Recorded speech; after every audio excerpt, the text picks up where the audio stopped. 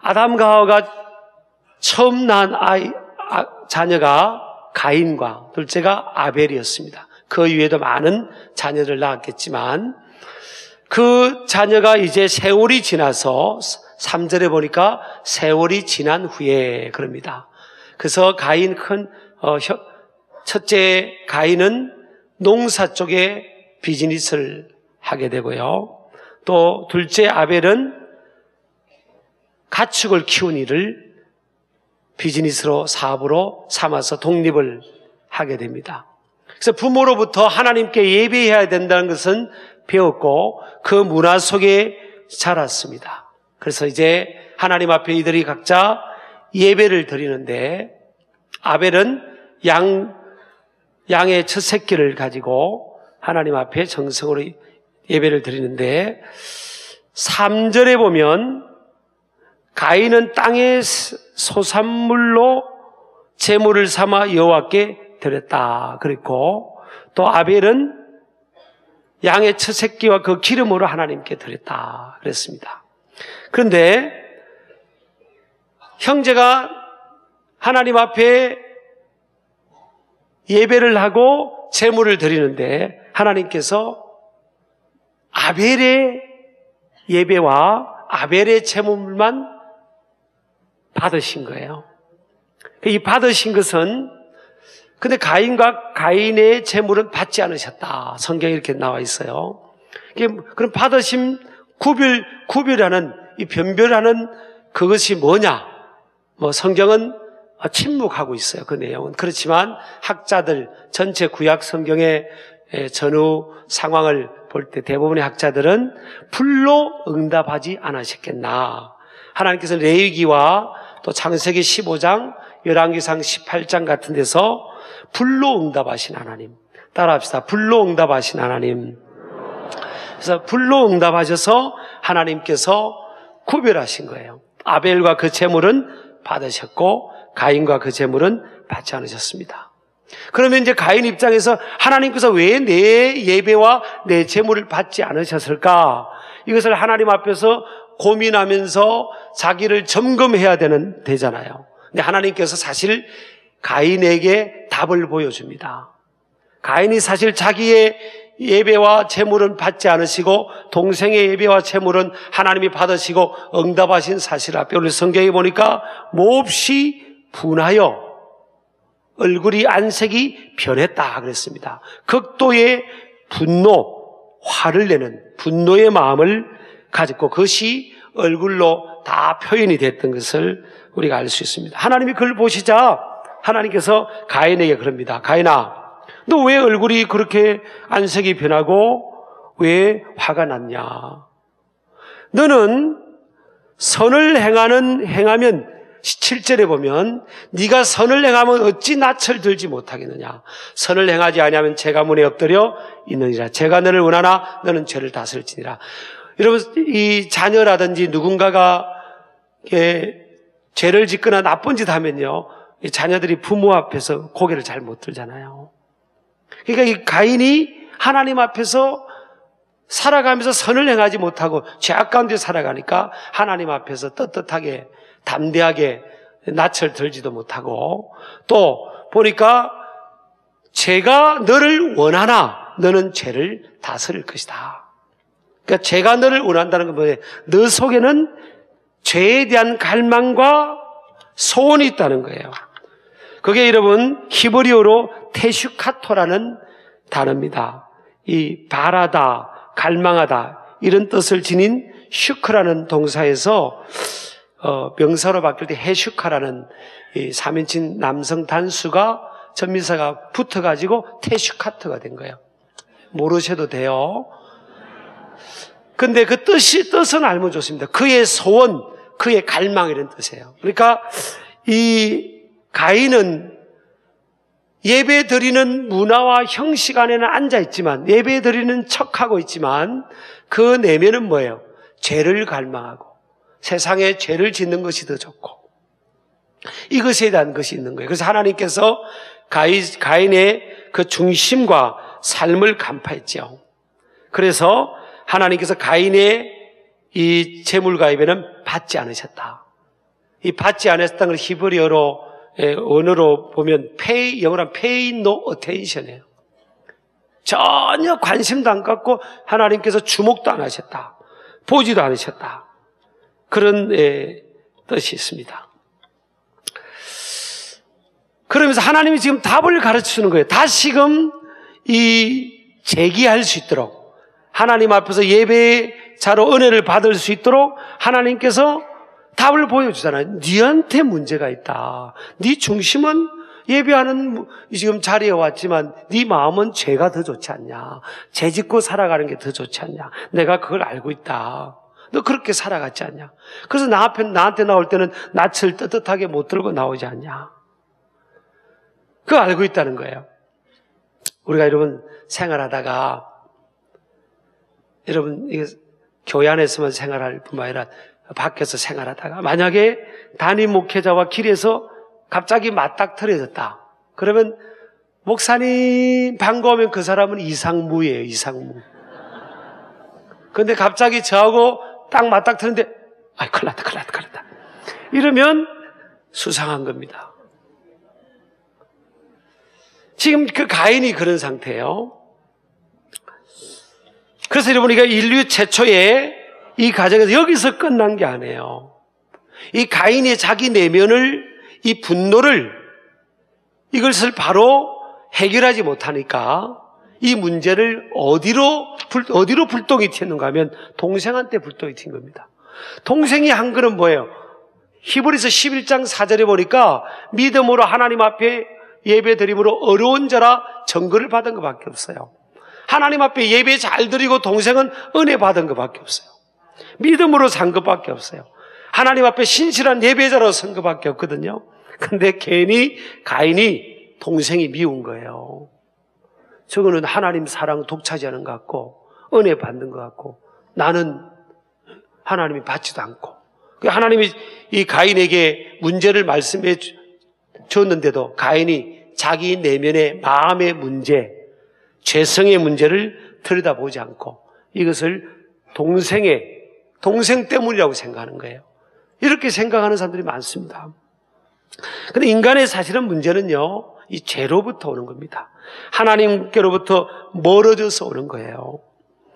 그래서 여러분, 이 동생을 들로 몰래 유인합니다. 고대 근동에서는 이 들판이 은밀한 일을 하기가 좋은 그런 곳이라고 그러잖아요. 들판으로 유인을 해가지고 오늘 성경에 보니까 제가 표현하기도 그런데 그의 아우 아벨을 쳐 죽였다 그래 됐습니다.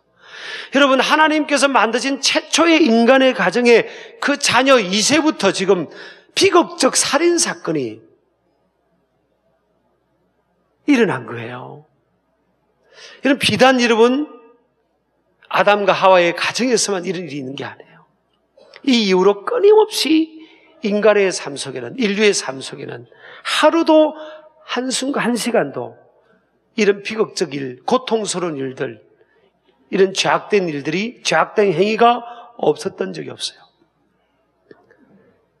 인류 최초의 가정에서 일어난 비극적 살인사건이 우리에게 주는 교훈이 뭐예요? 첫 번째는요, 하나님을 떠난 인간은 타락한 죄인이라는 겁니다. 누구든지 그로 인해 죄악된 행위를 할 수밖에 없는 존재라는 겁니다. 자, 오늘 여호와로 말미암아 아담과 하와가 가인을 낳았고 또 아벨을 낳았다고 성경이 1절 2절에 나와 있어요. 하나님의 은혜로 낳은 내 자식이 형제를 죽일 줄, 이건 상상도 못했던 부분이잖아요. 이것이 최초의 가정에 하나님께서 만드신 첫 번째 만드신 그 가정의 제도 안에서 일어난 사건입니다. 이 죄가 이렇게 무시무시하고요, 무서운 비극적인 일들을 우리의 삶 속에 가져오는 것을 우리가 알고 경각심을 가져야 될 줄 믿습니다. 그럼 이 죄악된 행위, 인간의 이 가인을 비롯해서 이 죄악된 행위가 그 행위 자체에 우리가 먼저 거기에만 관심을 가져서는 안 된다는 거예요. 인간의 행위는 어디서부터 시작되죠? 마음에서부터 시작됩니다. 두 번째 보면 하나님을 떠난 인간의 마음이 심히 부패되고 타락했다는 겁니다.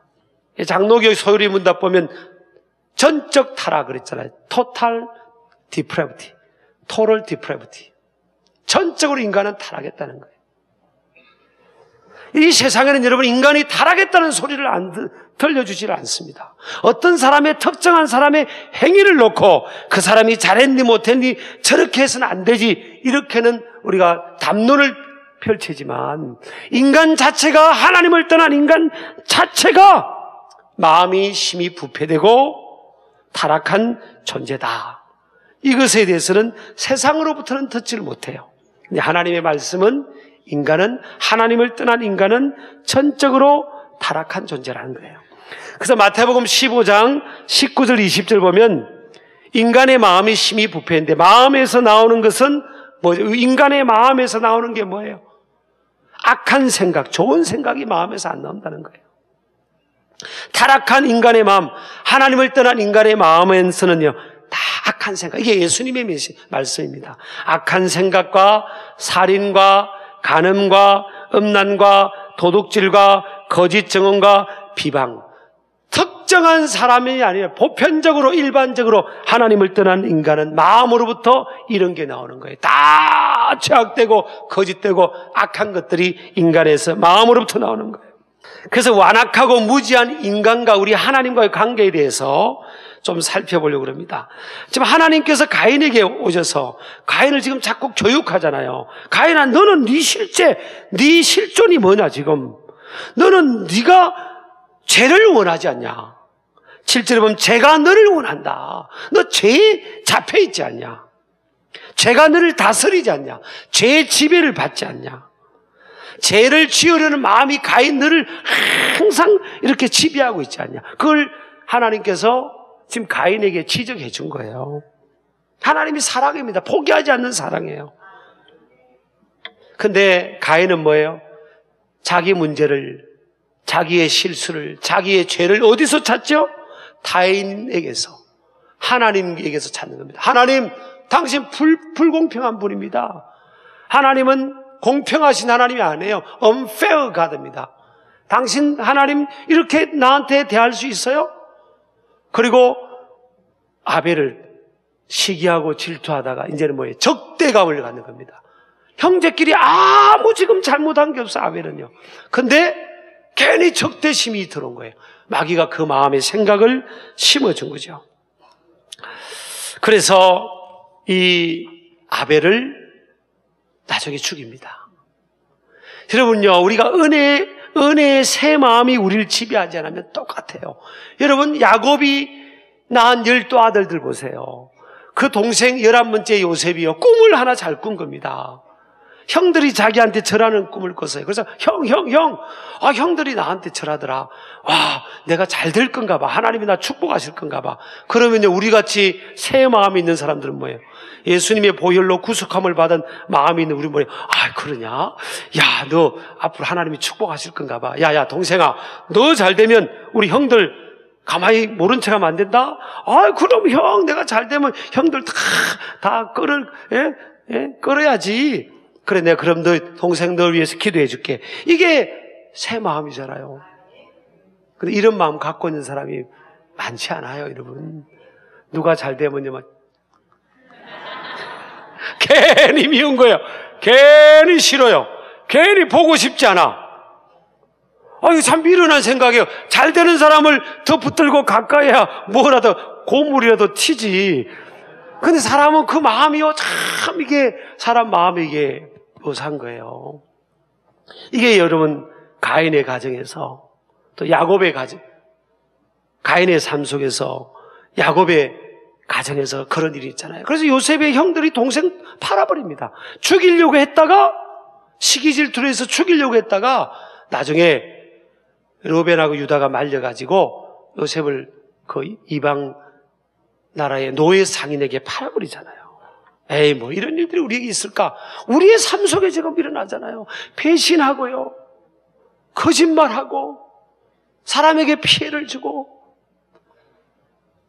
폭행하고, 인권을 유린하고, 얼마든지 지금도 우리 삶 속에 일어나고 있잖아요. 이 출발이 뭐냐는 거예요, 출발. 인간의 마음의 부패함입니다. 이게 팩트예요, 팩트. 하나님께서 가인에게 지금 가르쳐 주는 것처럼 저와 여러분에게 이 시대에 하나님의 말씀을 통해 우리에게 가르치는 거예요. 인간사에 이렇게 비극적인 수많은 고통의 이 많은 문제들은 어디서부터 출발됐냐는 거예요. 인간의 마음, 저와 여러분의 마음에서 출발됐다는 거예요. 그래서 하나님께서 가인아, 네 마음을 관리해라. 네 마음을 다스려라. 왜 죄가 네 마음을 지배하도록 너 그렇게 내버려 두냐. 그걸 못 다스리니까 네 마음이 자꾸 죄를 갈망하고 죄를 소원하고 그렇고 선을 행하지 않고 악을 행하고 살고 있지 않냐. 하나님께서 정확하게 문제의 해결책을 제시해 주는데 가인이 듣지를 않아요. 오늘날도 이러면 듣지 않는 사람이 많아요. 네 마음이 문제다. 네 마음이 심히 우리 마음이 부패되어 있지 않냐. 예수 그리스도 앞으로 나와서 우리 마음을 씻김을 받아라. 그리고 성령님으로 인해서 새 마음을 받아야 된다. 그러면 해결이 되는 문제예요. 제가 우리 모두에게 얼마나 심각한 상황을 가져오게 되는지를 깊이 자각하게 되는데 수많은 사람들이 그걸 자각을 못합니다. 죄의 문제라니까요. 인간의 죄의 문제 때문에 이렇게 인생들이 꼬이고 고통 속에 비극 속에 살고 있는 겁니다. 이게요 또 뭐예요? 아담과 하와로 인해서 그것이 해결이 안 되니까 이게 뭐예요? 또 자녀에게 대물림이 되는 겁니다. 이 가인의 이 무너진 내면은요 오늘날 우리의 일그러진 내면의 자아상과도 닮아 있습니다. 모든 문제가 환경이나 내 옆에 있는 사람이라고 생각하면 안 됩니다. 저 아벨 때문에 내가 지금 꼬였다. 그게 아니에요. 내 마음이 꼬인 거예요. 그래서 새 마음이 우리에게 들어와야 됩니다. 그리스도를 통해서요 우리의 예수님의 보혈을 통해 우리 마음이 정결하게 되고요 우리 죄가 용서를 받고 이 안에 말씀과 기도를 통해서 성령님이 역사하셔서 새 마음이 우리 안에 들어와야 됩니다. 아, 그렇구나. 내가 가인처럼 살았구나. 내가 가인이었구나. 제2의 가인, 제3의 가인이 얼마든지 우리의 삶 속에 주변에 출현할 수 있다는 거예요.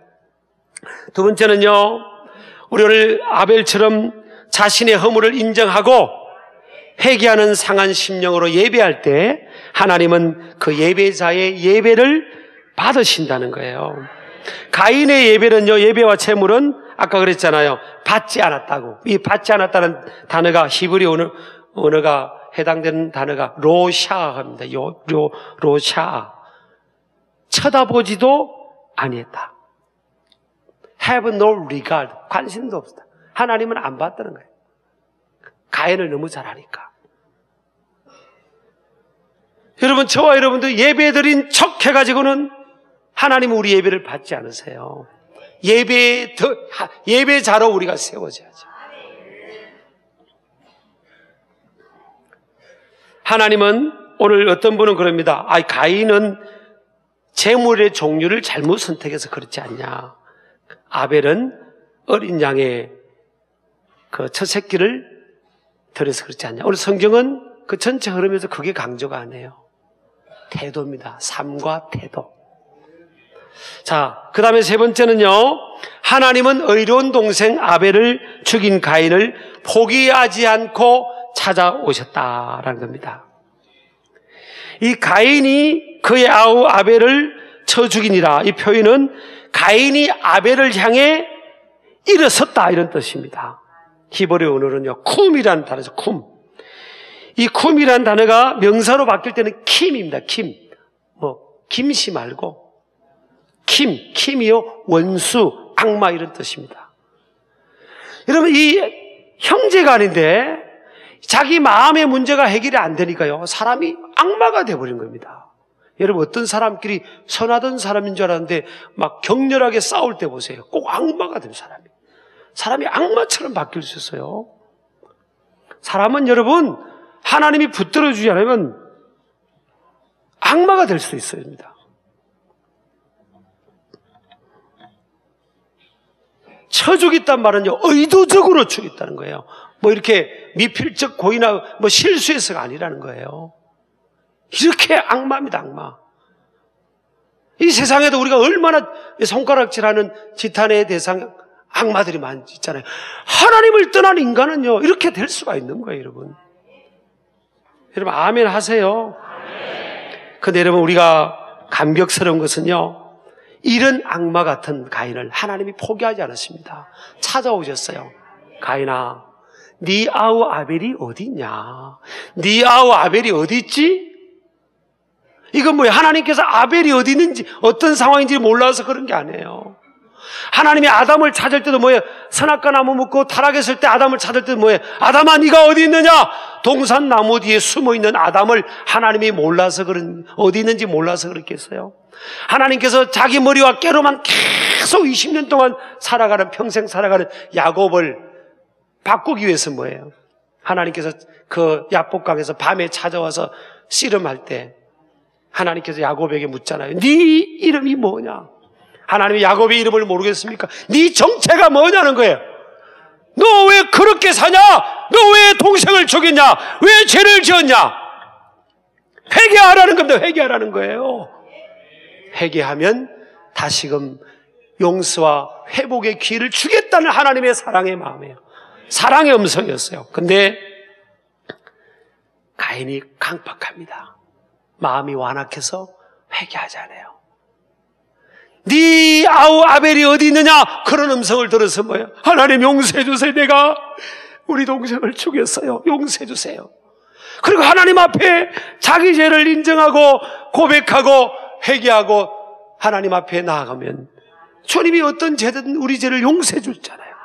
사람은 다 사람으로부터 용서를 다 못 받을 수 있는 행위가 있을지라도 하나님은요, 단번에 예수 그리스도를 붙들고 믿음으로 회개할 때 용서해 주시는 거예요. 근데 이게 가인이 그렇게 하지 않습니다. 마음이 강팍하고 완악한 거예요. 여러분, 저와 여러분이요, 어떤 길을 가야 되겠어요? 잘못하면 가인이 되는 겁니다, 우리가.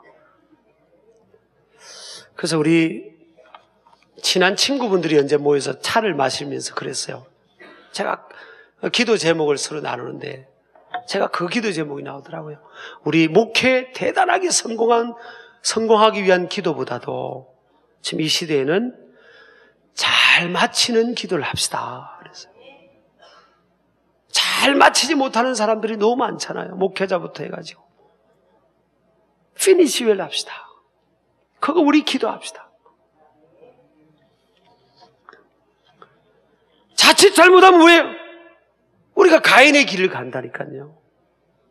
그래서 내 앞에 두 길이 있는 겁니다.